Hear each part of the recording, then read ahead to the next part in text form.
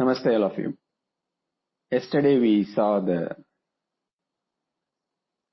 you hear the story of Veda Vyasa, Sage Vyasa. Few of you may be wondering, what is the special about this story? Or what is the message of this story? You may not get message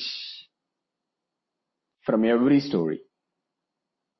It is for us to know what is said about this particular person, or what is their background, how they led the life.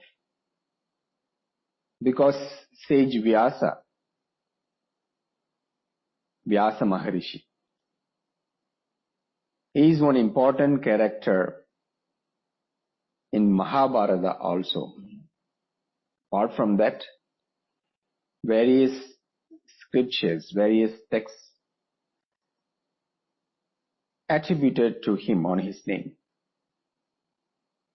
So we just listen, we just know their background, their life, to get some idea. As I told, anything, any story, any teachings, even any word uttered, all has these factors: time, place, reason. So when we read different masters' teachings, when we hear various stories, then we need to explore further, understand further how it happened, when it happened, why it happened. From that exploration, we get to know more, not only about the person, not only about the teaching, and also what we are doing now. We can connect from there. And this whole exploration of yoga is not something that we are looking to know what is yoga simply all about. Like we are exploring how to make this recipe, how to build a home, how to repair a car. It's not like those mundane things. Rather, it is our fundamental question. Why we are here? How it all started? Who created this universe? When the human life started? What is death? Is there life after death? Do we have only one life, or we have many lives? If we have many lives, is there any connection from this life to next life? Who is controlling all these things? Is there any God? Why I am suffering? These are all the fundamental questions. It's not that these questions are asked now. These questions have been asked from the time human beings started to communicate, started to express their thoughts. So, when we are looking into this Yoga Sutra, it is not just for the purpose of studying Yoga Sutra, rather to get the answer for these fundamental questions. You may be saying or thinking, these are all not my questions, it's your questions. My question is how to become a teacher. how to do this asana, when this COVID will end, when I live without this mask, when the politicians will start to think, when I make more money, when my children will listen my words. If you keep on asking these questions, when you are keep on facing any pain or challenging situation, or there is no answer for these questions, that's where you will end up to this question. Why me?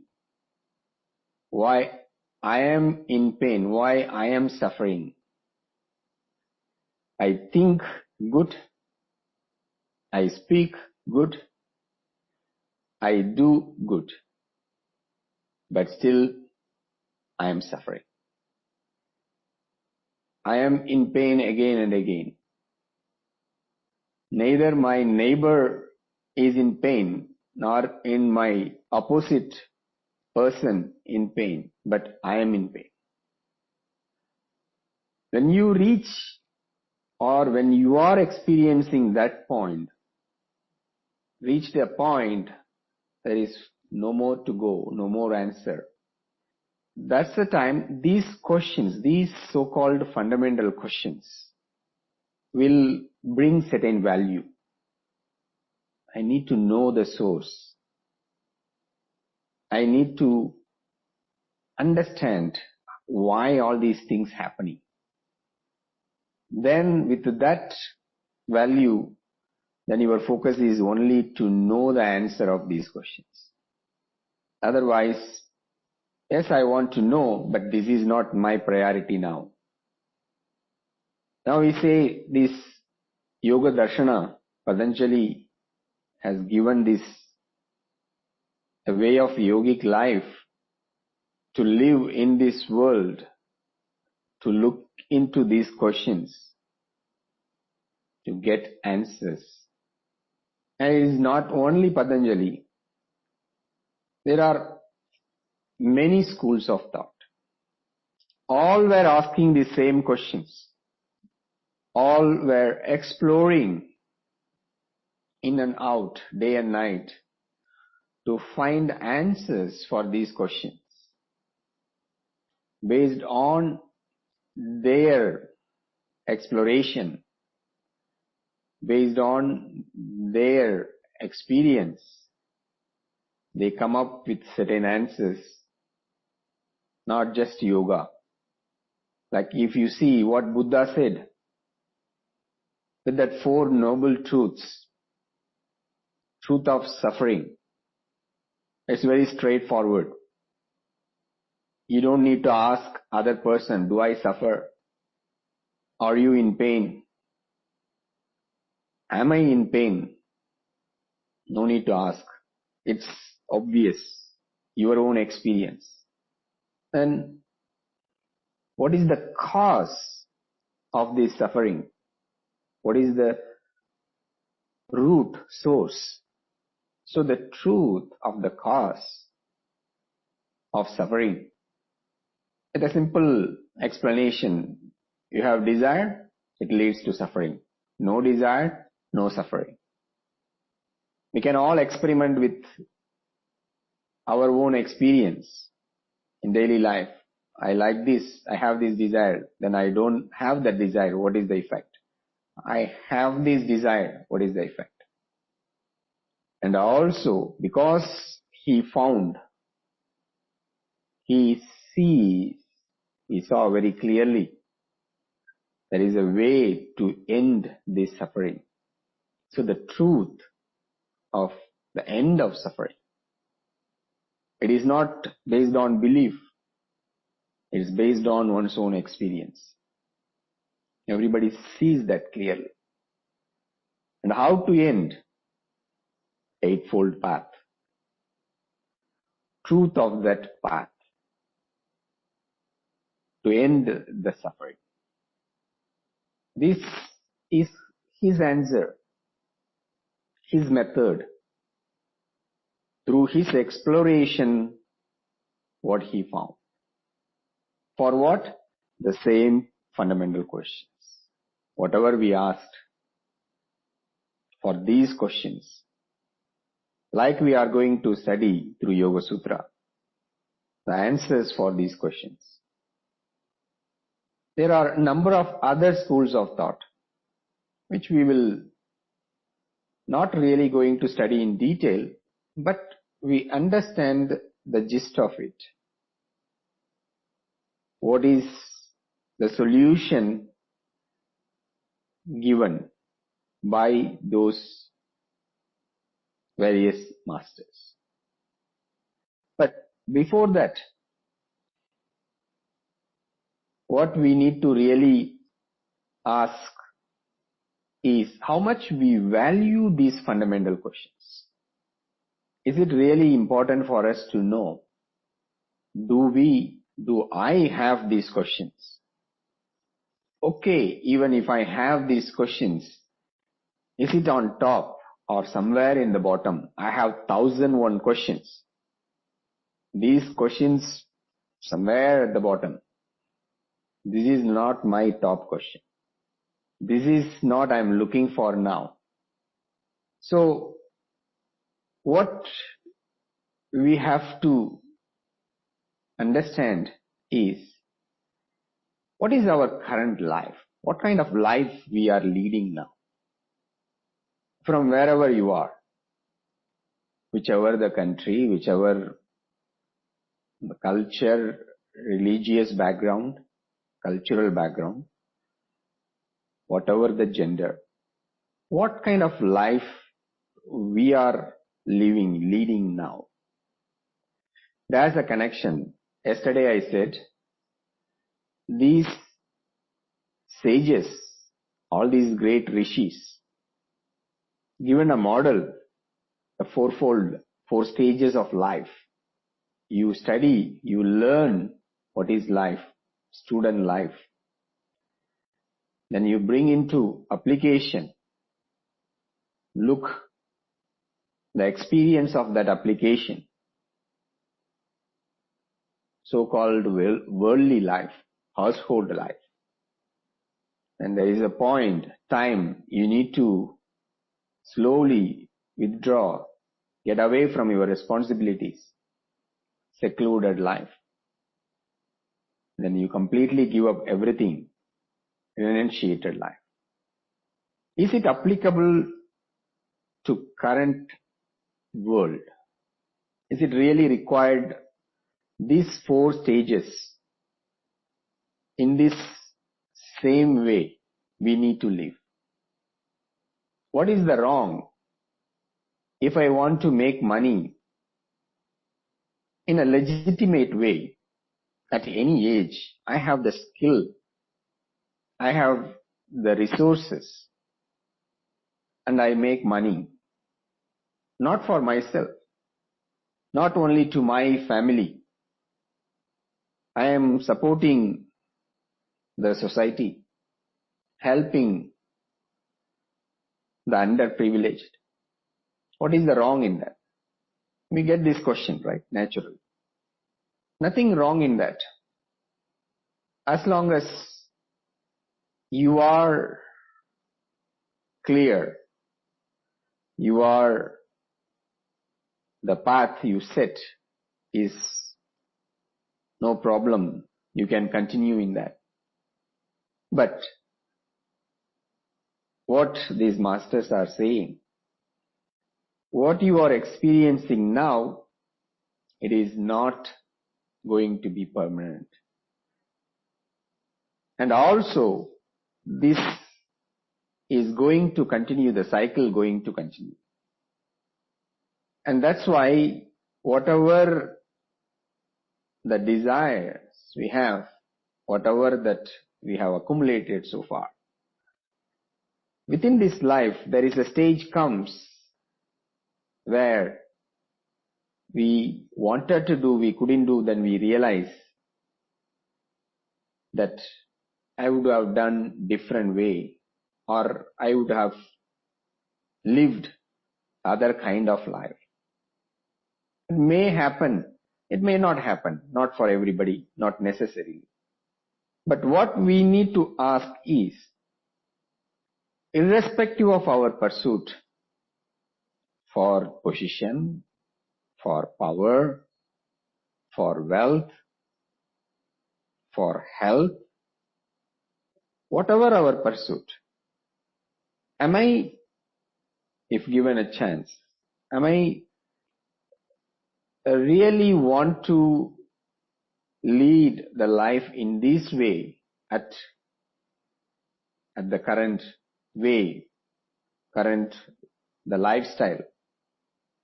Am I enjoying all the time? Am I happy all the time? You may say, I know clearly the happiness is not going to be all the time. I want to eat this chocolate. A chocolate with a lot of nuts and dry fruits. A big bar. I will eat. Only I will eat. I'm not going to share anybody. Lying down in a kind of reclining chair, facing the sea or garden, one evening, nice breeze, bite after bite, enjoying the chocolate. Slowly keep the chocolate on my tongue, not even chewing faster, slowly allowing it to melt. From the tip of the tongue going to the bottom of the tongue, slowly going into the stomach, enjoying, so happy. I don't get this happiness even on meditation, but chocolate meditation gives that happiness. What is the wrong in that? This yoga teacher says, don't eat this time, don't eat that time, don't eat this much, don't eat that, go for fasting. Anyway, I am going to die. Whatever I do, what happens? You see all the masters. They left everything. They left the family. They left all these daily happiness, fruits and nuts, chocolate, flavored ice cream, various cuisine of food, Indian food, Chinese food, Western food, Thai food. Left all these wonderful things of this world, renunciated, sat for meditation, every day going through this asana practice, painful asana practice, studying these various scriptures, putting a lot of effort to learn that, to know that, with that intensive practice. And they claim they know something, they achieved something, they got the enlightenment.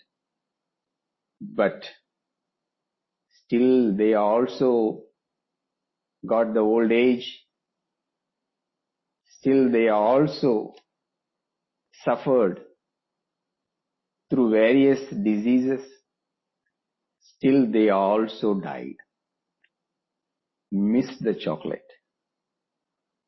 Right? Naturally we are thinking, why you need to really break your head to go through this kind of life? Why can't you just enjoy all these daily things happening around? So I have some skill, I'm using that skill, I'm doing this job, I'm holding this power, I'm doing this as I am enjoying. So why I need to go into this secluded life? These rishis probably got into this conspiracy because they lived in that renunciated life, secluded life, and they say like, okay, you all go into the same way. What I got, you also get. They say even, right? The kings, renowned personalities,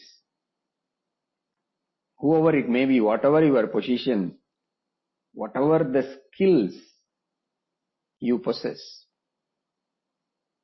you need to let go. You need to live away from that kind of life, whatever that the benefit you are getting by that kind of life, not only you, whatever the people surrounded you getting that kind of life. From you, they are also benefited. You are also enjoying that. They are saying, the rishis are saying, still you need to renounce. You need to get away from this kind of life. That means these kind of small things I am enjoying in my daily life has no meaning. It is just happening. I don't need to really put much effort. And if we look around, if we look within ourselves also, and that's how everybody living the life. And especially the current world, it's not only the ordinary, so-called ordinary persons looking for this kind of life, the small things. The small things is not just as chocolate only. It starts from there and it goes into big house, nice, posh cars with all the facilities. This is a small thing, but when you reach that stage, that's a small thing. So why all these small things need to let go? Why cannot live in this way, enjoy in this way? At the beginning, when we listen these different stages of life, we get these questions naturally. The main reason, we don't really see the actual world. Or in other words, we are not living in that actual world. That's why when all these things constantly changing, then our interests, our enjoyments, our source of happiness, all also constantly changing. So what we have to do? In order to recognize that, we just need to look into our actions. Whether the enjoyment comes from chocolate or ice cream or from the position, whatever it may be. Why it is momentary. Otherwise, we don't really have the knowledge or understanding of that actual world. In fact, we all thinking everybody based on their perception, one's own perception. How they see the world, that is the reality of that person. That's why even the people renunciated, still not able to grasp this knowledge, not able to bring that into experience. So naturally we don't get the clarity, we don't get that understanding. So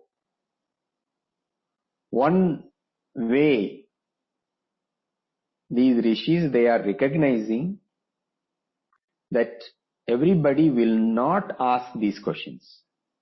Why I have come to this earth? Why I have taken birth in this place? I should have born in that rich country to that rich family. Why I had to take birth in this corner of the world and I need to work hard? You don't really ask these questions, these fundamental questions. It will not come naturally. So the suggestion given by rishis, though they are already educating, in the student life, how to take care of the body, how to take care of the mind, what is the starting point of the life, what is the ending point of life, how this whole creation happened, how it is existing, how it is going to end. All this education given already during the student life. Then you are based on the place, wherever you are, based on the place, based on your current life, you get into action. In fact, this is the main teaching when they go into the so-called worldly life, household life. It's not necessary you have to raise a family. Even if you are a single, you are getting into a job, you are making money, you are taking some position, got into some responsibilities, and get into that responsibility fully, do it again and again and again and again. But are we really leading that kind of life now at current world? We have been conditioned again and again in other way. If you are not making money, you are not a successful person. All the social media, various print media, education, surrounded by many people, everybody again and again giving this message in many ways. So we have created a world now, the whole measurement of success is if you are rich, if you are able to make more money, that is the achievement of life, purpose of life, irrespective of cultural background, countries, religious background. That's why if you see that every so-called spiritual organizations going into the same direction, how to run the institution, so need money, so whole purpose is how to raise the money. So what we need to ask ourselves, what is the difference between these two? Household life, whatever the skill I have, whatever the job, action, whatever I am doing now, what is the value of it?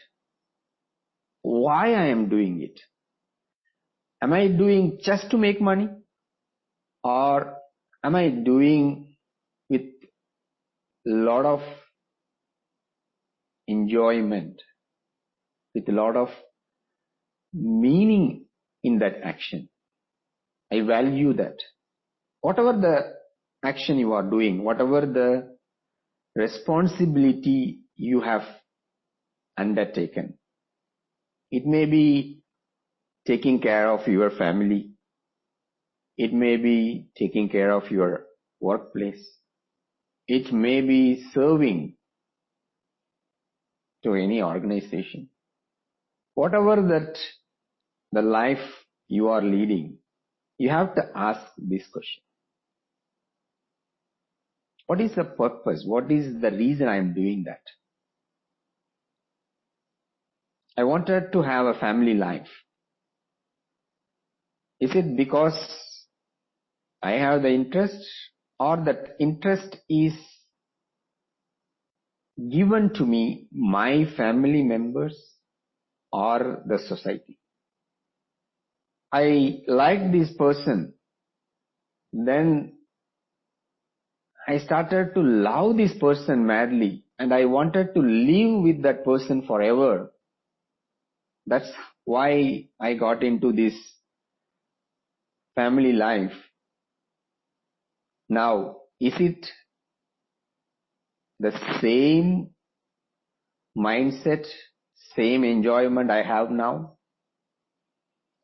Or is it because there is certain kind of knots, either the knots you put, or the knots put by your spouse, or the knots put by your in-laws, or by your parents, or by your siblings, or by your children, or by the society. If you are doing a particular job, you are taking up certain responsibility, or if you are doing business, whatever the action you are doing, why you are doing it, whatever that enjoyment you are getting out of it, are you getting all the time, or you are just leading a life with certain adjustment? Today it's not happening, but I have this hope, tomorrow it will happen, tomorrow it will happen, tomorrow it will happen. Then one fine day it's happening, what you want to happen, but not happening next day. And again getting into this hope, tomorrow it will happen, tomorrow it will happen. That's why if you see the whole life, today I am enjoying this chocolate, happy. Tomorrow I got my toothache, not happy. I can't get the same chocolate and enjoy that. I fixed my tooth, again I am enjoying my chocolate. The next day somebody says you put on weight. Your weight is increased already. I am not happy about it. So the chocolate is in front of me, but I am not able to eat that with the same joy I had before. Still I am in that reclining chair, still in front of the garden. Wonderful evening. But the mind is not the same. So all these small enjoyments, happiness we are getting, what we need to really look into that. Why I am doing it? What I want to get out of it? What is the effect of it? Is that effect is same all the time? If it is not same all the time, why it is not same all the time? Is there anything else coming along with that? Yes, I am enjoying happiness. I am happy now, but there is the unpleasant experience along with the happiness is built up. But it is not happening now, so that's why I don't see it. But that unhappiness, that unpleasant experience is waiting to come. Why, everybody running? Why everybody enjoying this so-called worldly life? Why they are not satisfied with what they are?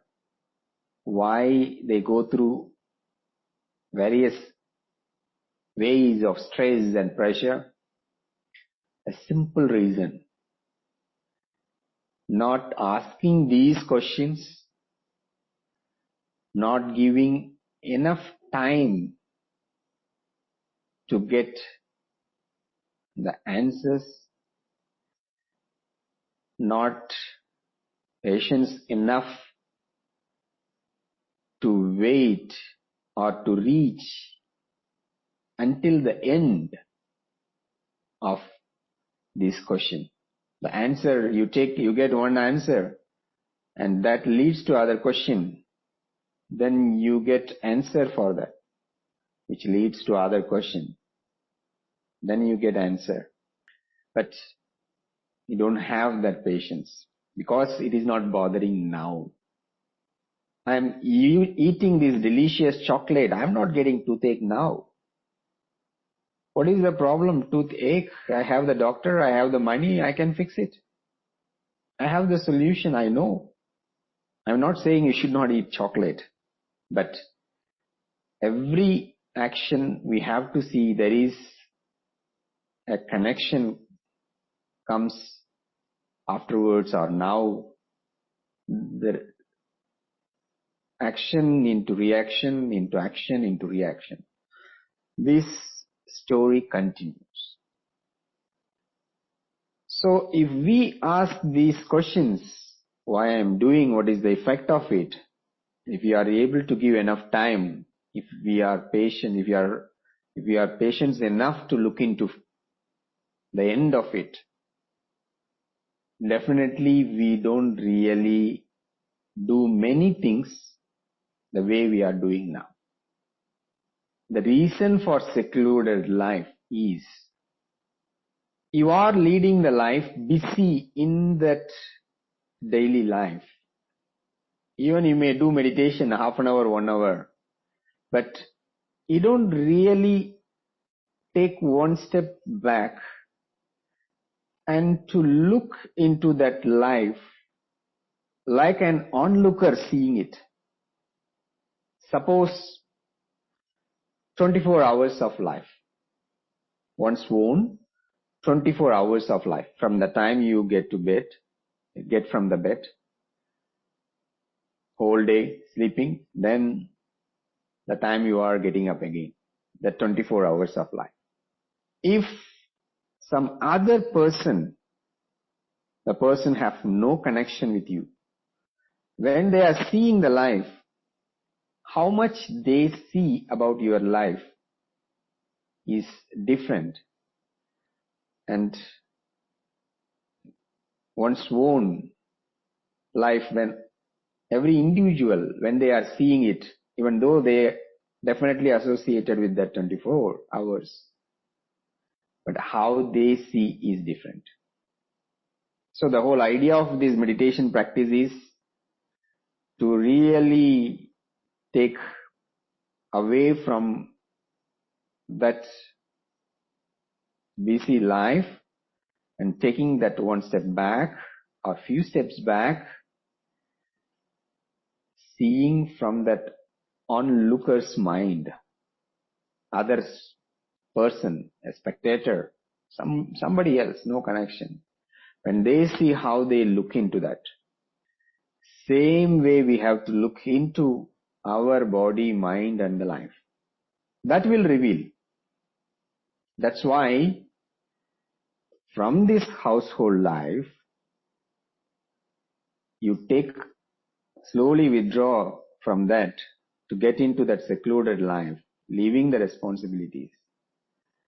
Then you are able to see more. They are not recommending straight away to renunciation, let go everything. No. You slow down, leave your responsibilities slowly, stay in that secluded life and see that yourself. Then it's a different mindset. That's why now the people going to retreats, they are enjoying whatever that retreat. Right now, no retreat, I suppose. But throughout the world, everywhere, different reasons they are going it. But when they see from there,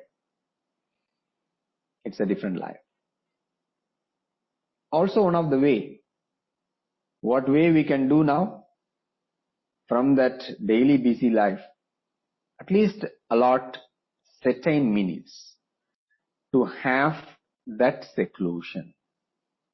That's the first step. To really look into that, you don't need to really decide, convince, I need to have these 4 stages of life. You don't need to convince or you don't need to believe. To test it, to experiment it. What is the value of this secluded life?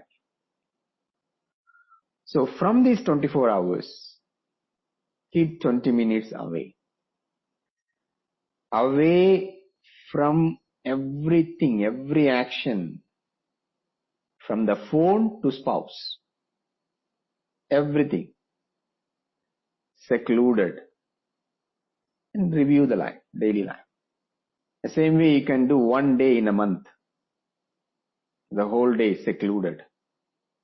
Just yourself. You look into that. In a year, 1 week, 10 days. secluded. With that exploration, experiment, it's an experiment. We have to really do series of experiment. Then only we understand the life. Actually, what we will see, these different stages, the connection of our daily life, and when we get into this secluded life, we understand about this daily life more. We are slowly going into that onlooker, the spectator view. You will see the life more objectively than subjectively. That's where you will review all the desires. When Buddha says, these are all these four noble truths, nobody can deny that. Where is the root? Is the desire. That means, what is that? What are the desires I have? What are the actions I am doing? And what is the result of that? What I really want? More clarity, more understanding. You can't force renunciation on anybody. It has to really transcend from this secluded life into renunciated life.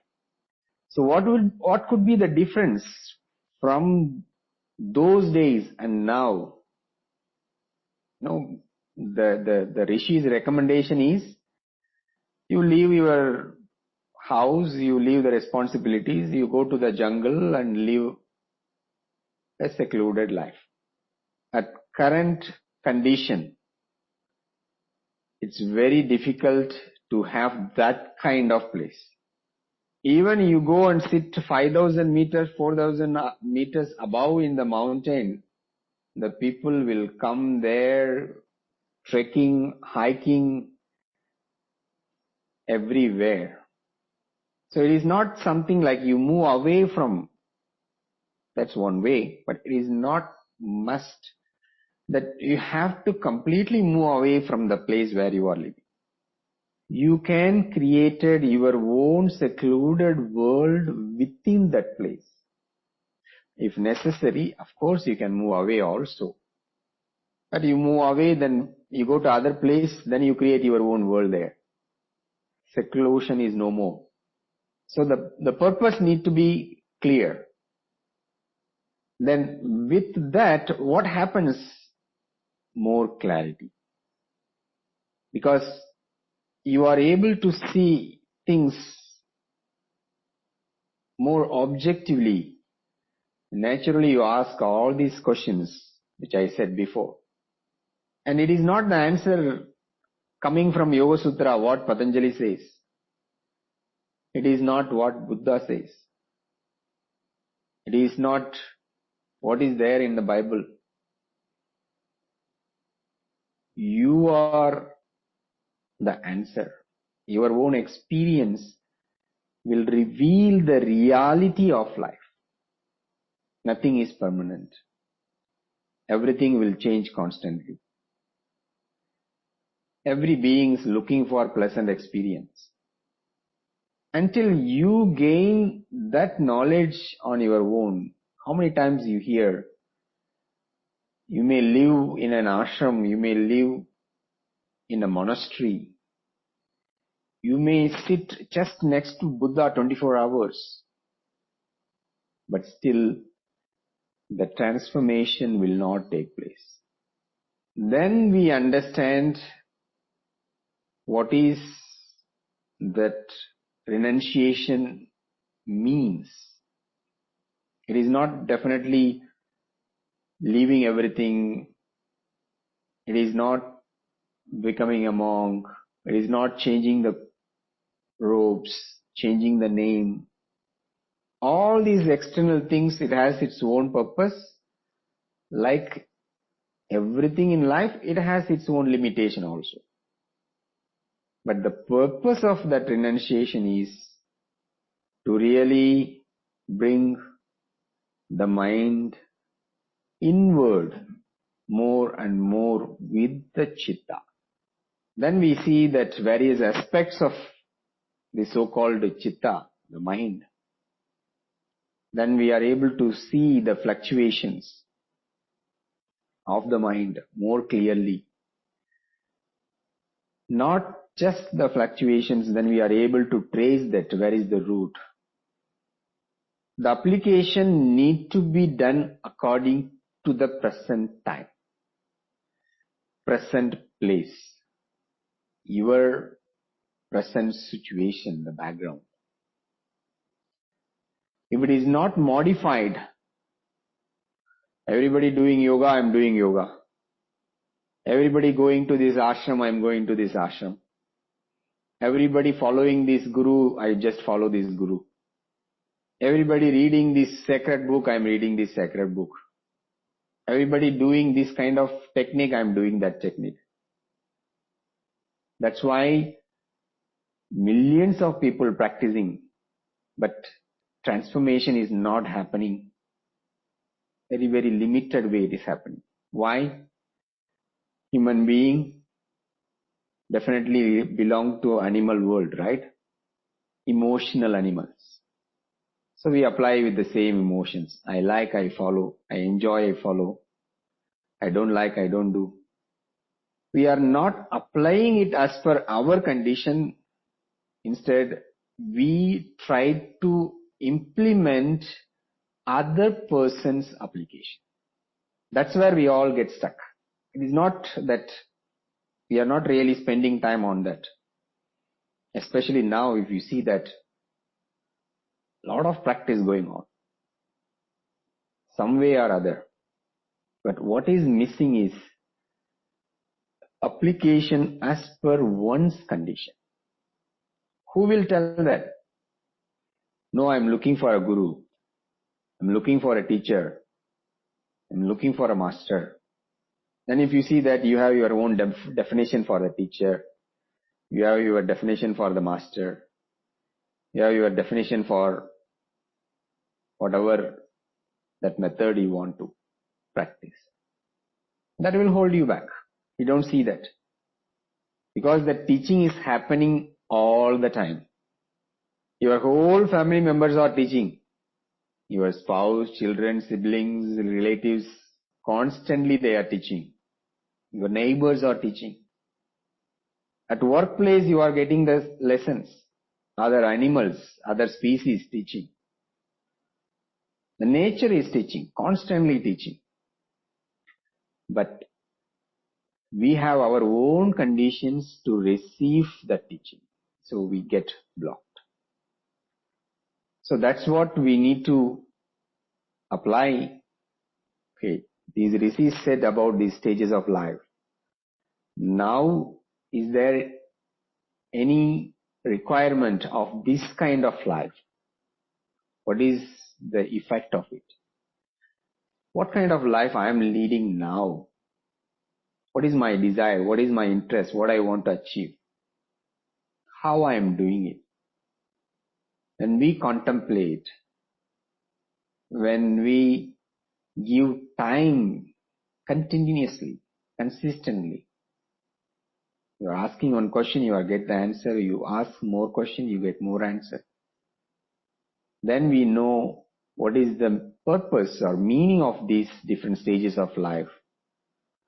How now I can modify, change as per my condition. Just there in front of everybody, always. That is the beauty of this so-called life. Keeping the answer on your table all the time. It never disappears. But making you to run with so many questions. For all the questions, the answer is the same, is there. But making you to run everywhere. Even you see the table, but you are not seeing the answer. And as I said at the beginning, all these fundamental questions asked by these various masters. And they experience, whatever the experience they got, and through that, they were come up with some techniques or methodologies, answers, which we will get some idea about it.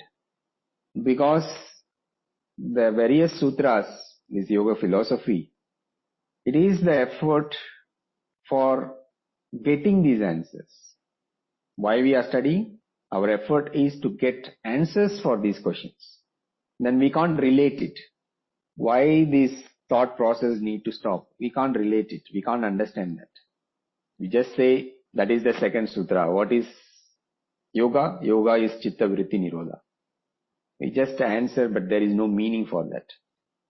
But when we have these questions, these answers, and we really think like Patanjali, why he got into this treatise, why he had to give this book, he asked these questions, he lived in this way, and he come up with this experience, got these answers, compiled it.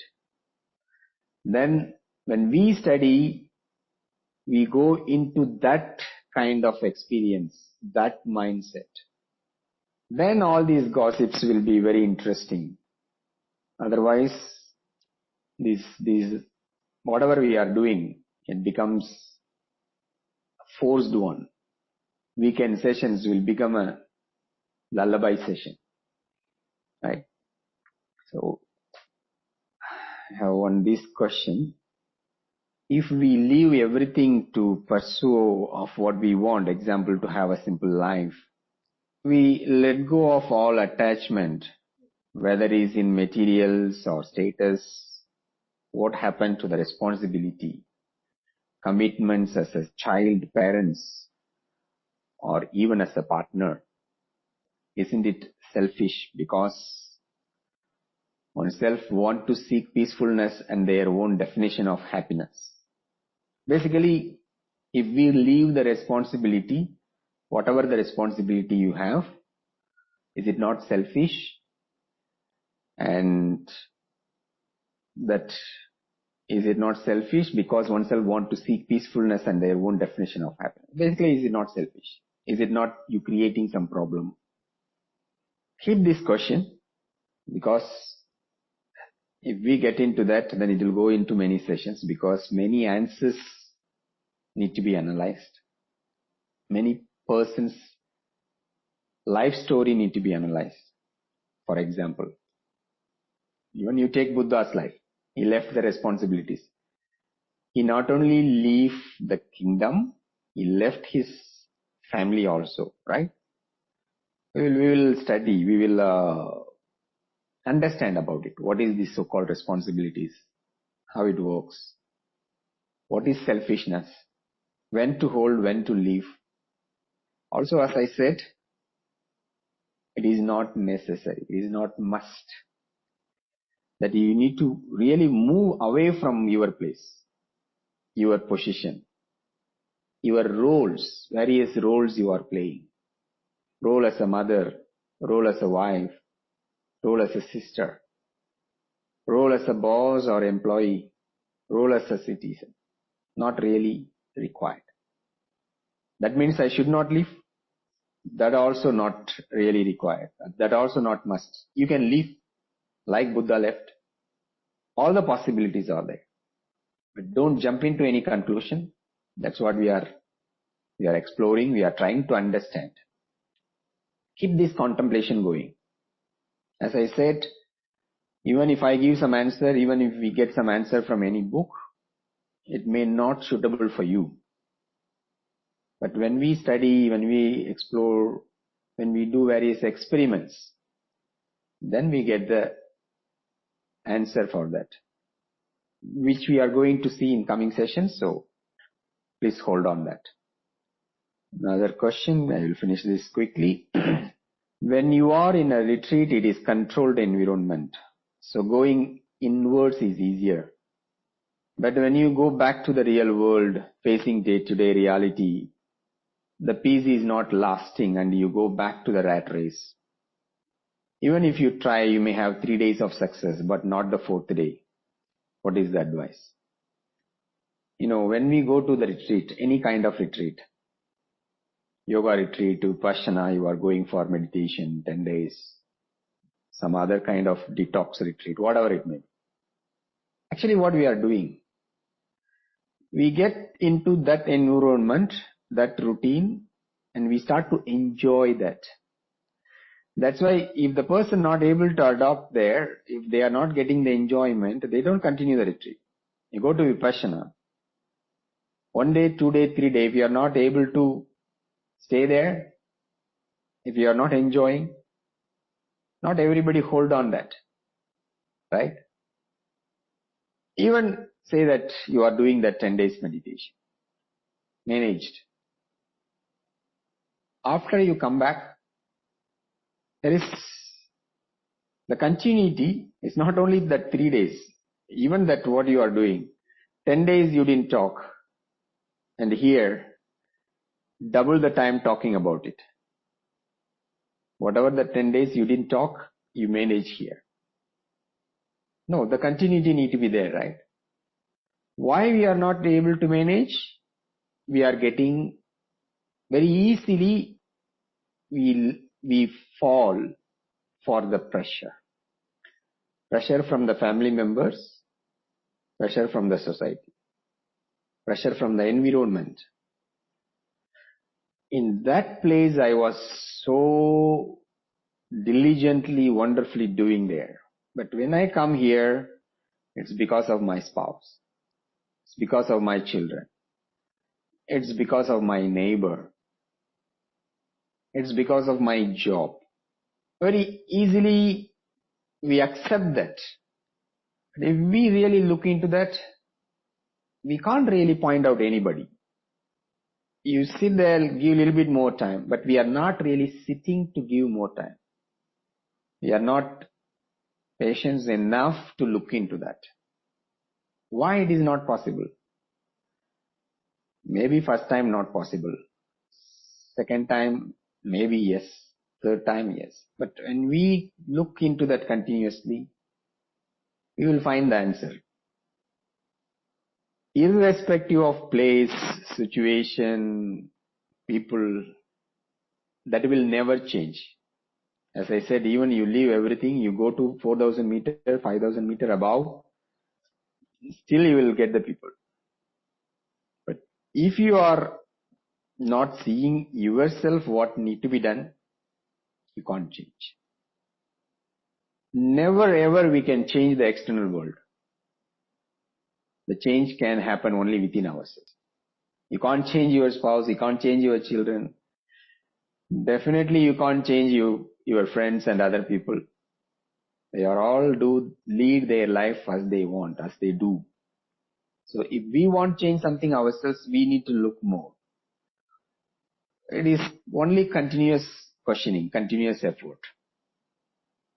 Then you can see that over a period of time it will change. You see yourself. Okay. We'll continue. We'll see about these other schools of thought, how it is related with what we are exploring, and more stories. Thank you.